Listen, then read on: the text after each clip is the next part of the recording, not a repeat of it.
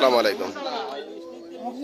পানিবন্দী মানুষের মাঝে ত্রাণ সামগ্রী বিতরণ 2025 বাংলাদেশ জামাত ইসলাম 16 নম্বর নেহালপুর ইউনিয়নের এ পর্যায়ে আমরা কথা বলবো শ্রমিক কল্যাণ ফেডারেশনের সম্মানিত সভাপতি নেহালপুর ইউনিয়ন শাখা এবং নেহালপুর ইউনিয়ন টিম সদস্য ওনার কাছ থেকে আমরা শুনবো যে আজকের এই যে ত্রাণ সামগ্রী বিতরণের যে প্রক্রিয়া, এটা আপনারা আপনাদের শ্রমিক কল্যাণ ফেডারেশন কিংবা বাংলাদেশ জামাত ইসলাম সমস্ত বিভাগ, মানে জামাত ইসলামের যে অঙ্গ সংগঠনগুলো আছে সমস্ত অঙ্গ সংগঠনের পক্ষ থেকে আপনারা দিচ্ছেন, নাকি শুধু আসছে কোনো একটি বিভাগের পক্ষ থেকে দিচ্ছেন? আপনি যেহেতু শ্রমিক কল্যাণ ফেডারেশনের নেহালপুর ইউনিয়নের সভাপতি।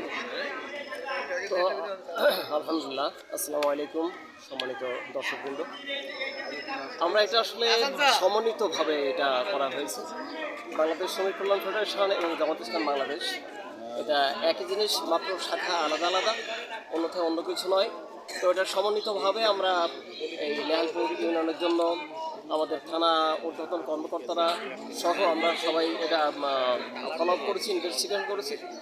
সেখানে যে পানি আসলে যারা নিমজ্জিত পানিতে, তাদেরকে সহায়তার জন্যই বাংলাদেশ জামাত ইসলামের পক্ষ থেকে, শ্রমিক কল্যাণ ফেডারেশনের পক্ষ থেকে আমরা একটা সামান্যতম একটা অনুদানের ব্যবস্থা করেছি আর কি। এটা ইনশাল্লাহ সকলকে আমরা যতটুকু পারি আমাদের সাধ্য অনুযায়ী আমরা এটা একটু সাহায্য করার জন্য আমরা হাত বাড়িয়ে দিচ্ছি অসহায় মানুষের জন্য।